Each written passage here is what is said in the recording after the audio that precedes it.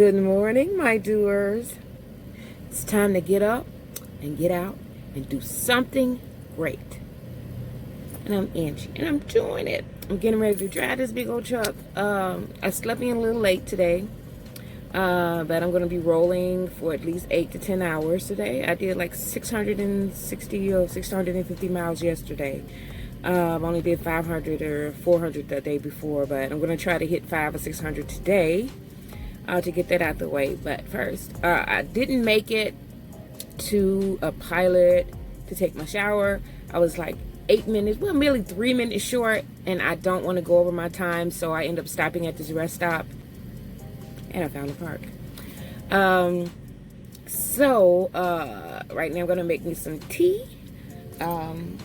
Organize my tea. I bought these little things at the Dollar Tree, and they're so neat for your tea. I have 4 of them, and I have my immunity tea. I have green tea. I have mint tea. Right now, I'm going to make me some green tea and some mint tea. I meant to look right here. Hot. Yeah, some green tea and mint tea.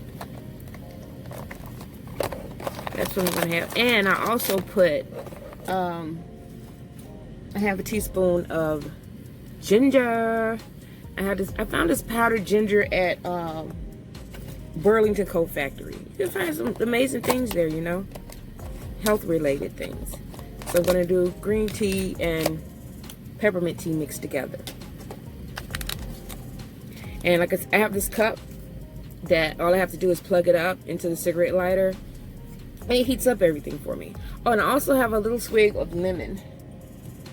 I have a little lemon. I have a big jar of lemon too, but I have this little one too. So I'll put lemon in here first, and to mix up the ginger.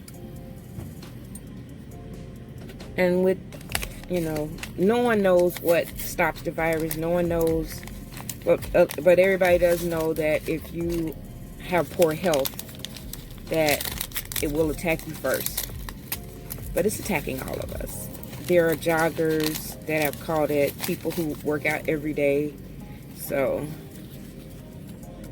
we know that it just is not, it's just for people who are ill.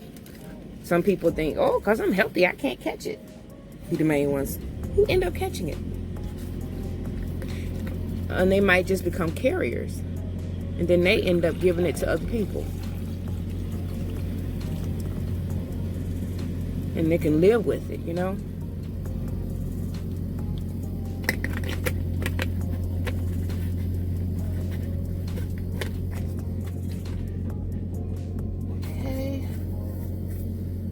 My sweeteners up front. I have this, you know what I'm gonna put in my, no, I'm not gonna put that in my tea. I have like this collagen. Yeah, you know what? That's what I have this morning. Because it's really like Jell-O. It's a play on Jell-O. I'm gonna use the cucumber one. It's a play on, it's really like, there was a thing, we took Knox gelatin and we dissolved it in hot water and drank it in the morning so our nails could be nice. Okay, that was a thing. So someone, I guess it didn't sell very well because it was on clearance. Collagen drink. This is called Elastic Fantastic. This is cucumber melon. You can see that, cucumber melon. So I'm gonna put that in my tea. Yeah, I got a lot of stuff in my tea, but it's all hopefully good stuff. So it's just like gelatin. So when it dissolves, this is supposed to be good for my bones. Because I stopped taking calcium pills because I don't think that's good. Taking the actual pills. So I got, oh, look at that.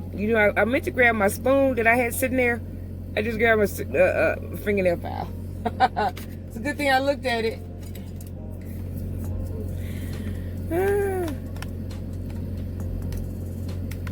So where's your fingernail file? By your spoon. I just had it sitting there in the box so I can use it. And I got ready to stir my drink up.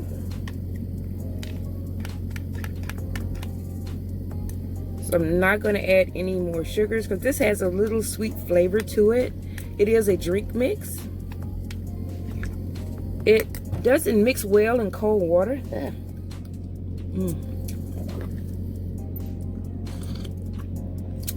Although that's what it's made for, cold water.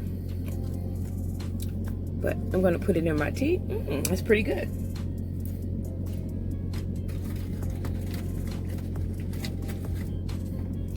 And okay, guys, what's the subject today?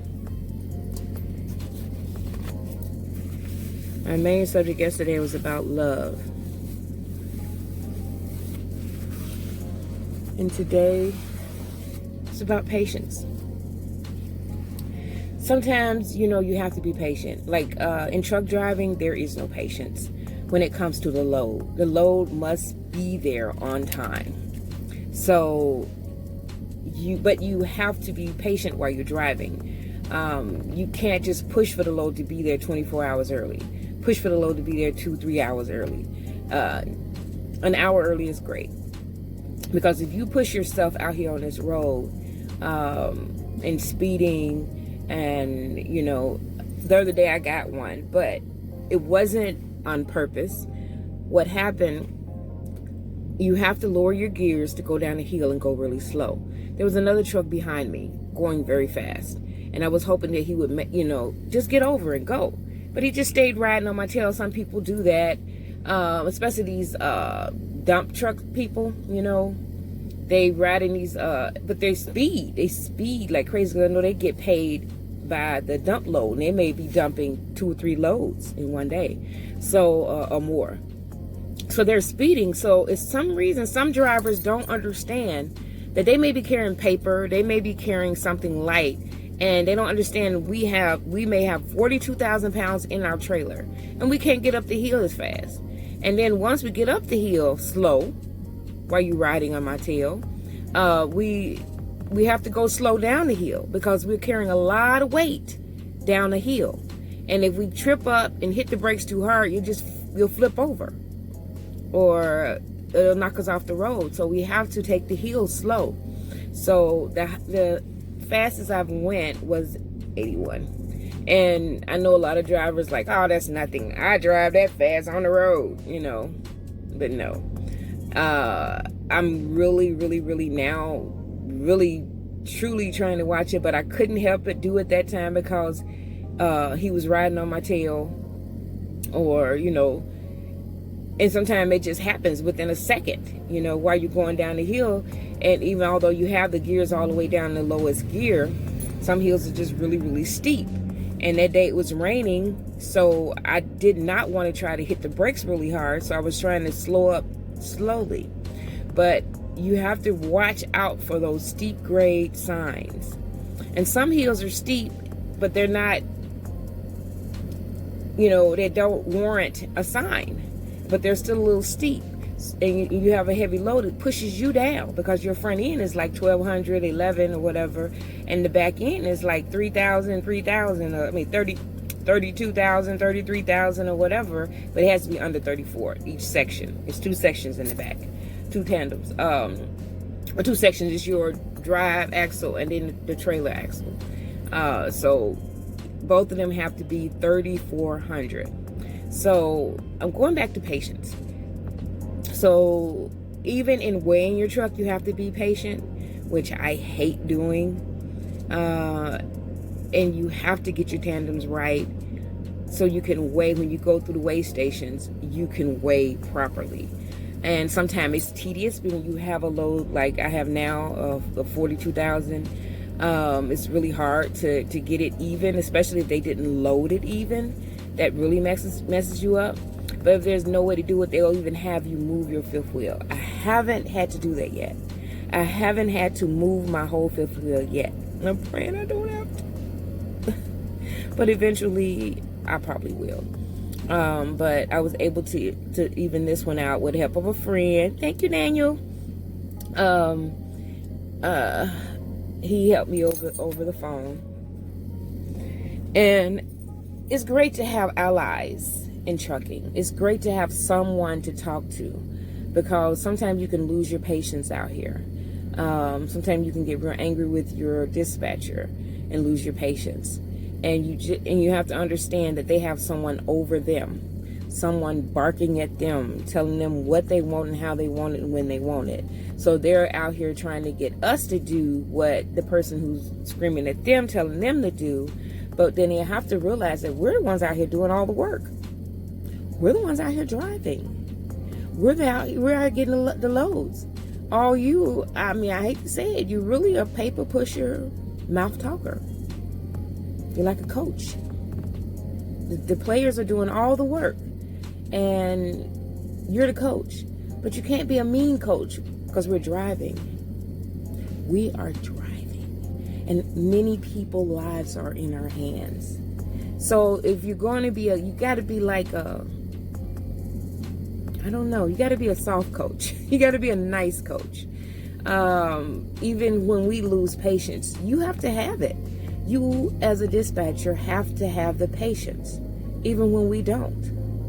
Even when we're going off, because it might be because of someone cut us off, or someone almost ran us off the road, or it may be something at home that we don't want to share with you that's bothering us. And understand, you have problems at home too that you don't want to share that's bothering you.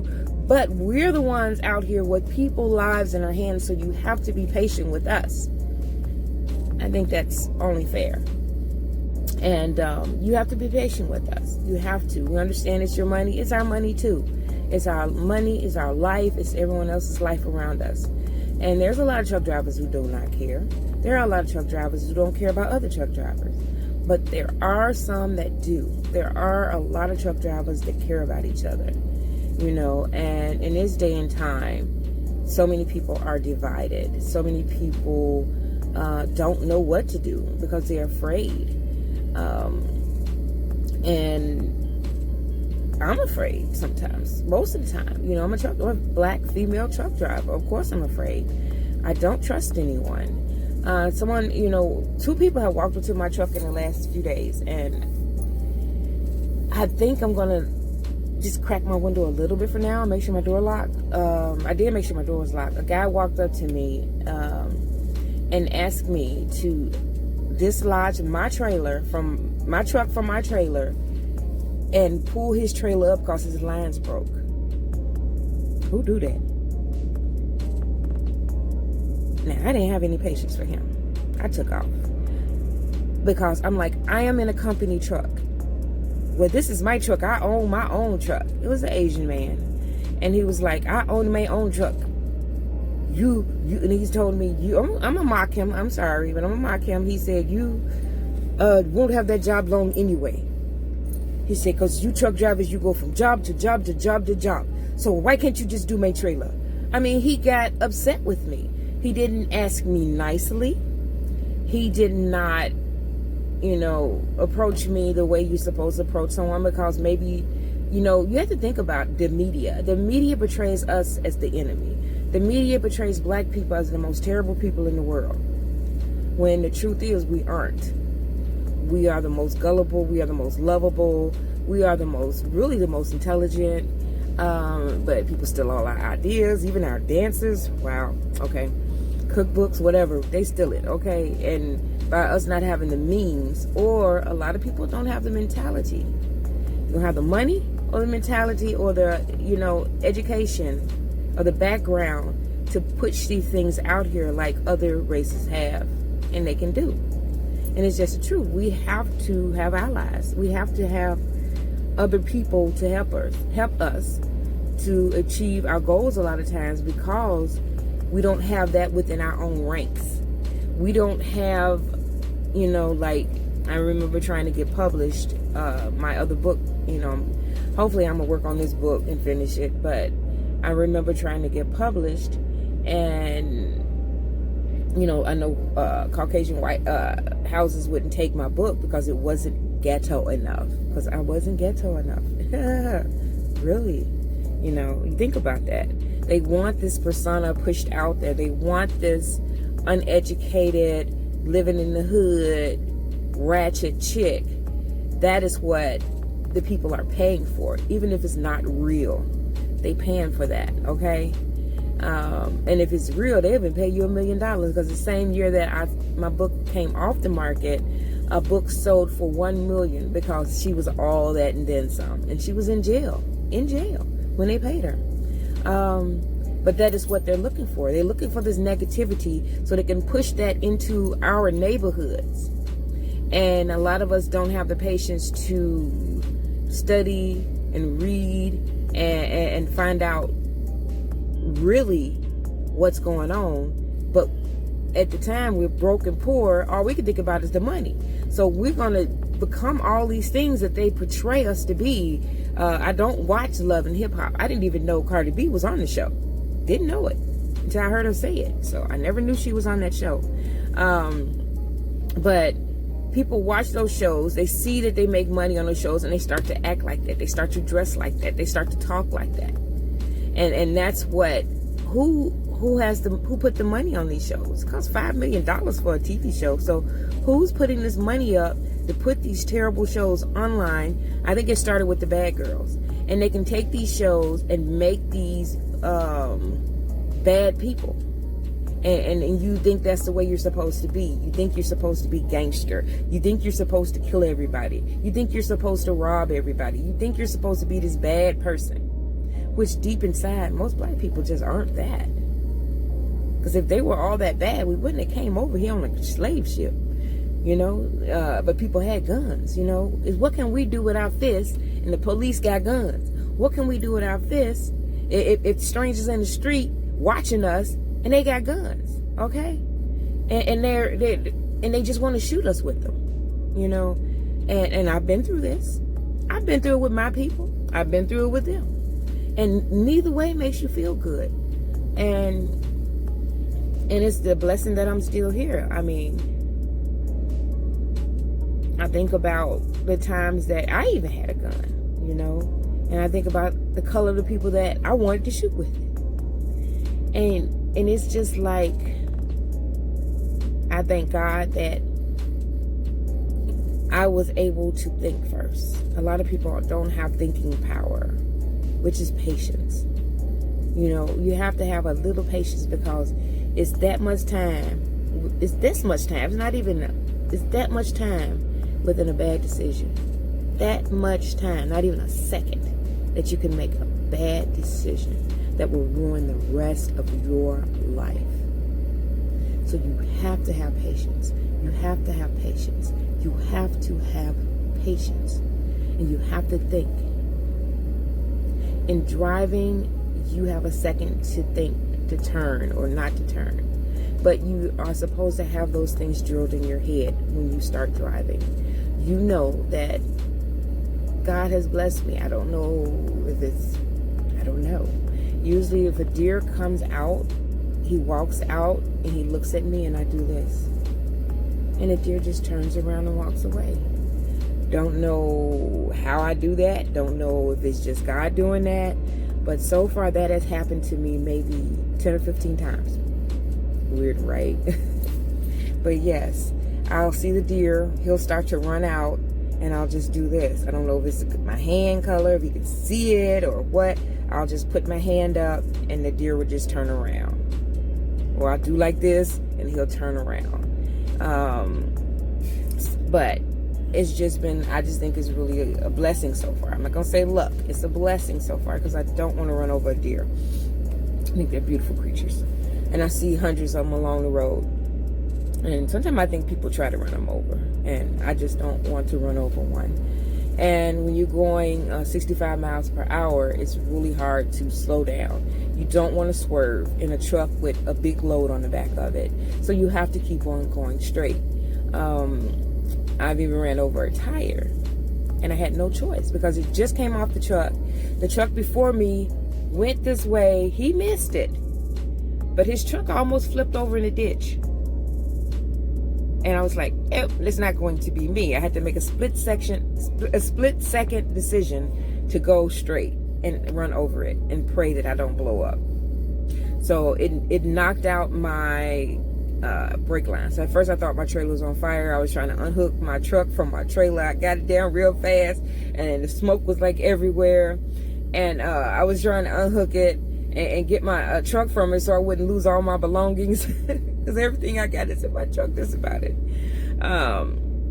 And then once the smoke settled, I ran back there and looked. It was the brake lines. The brake lines on my trailer had dislodged, and I was like, "Thank you, God. Thank you, God." You know, it was something that could be fixed. Because I could have had an accident. It was the whole tire, by the way. It wasn't just the rim or the rubber part. It was the whole rim and tire. His whole tire came off with the rim intact. Okay, the whole thing just broke off. So, and he was behind me.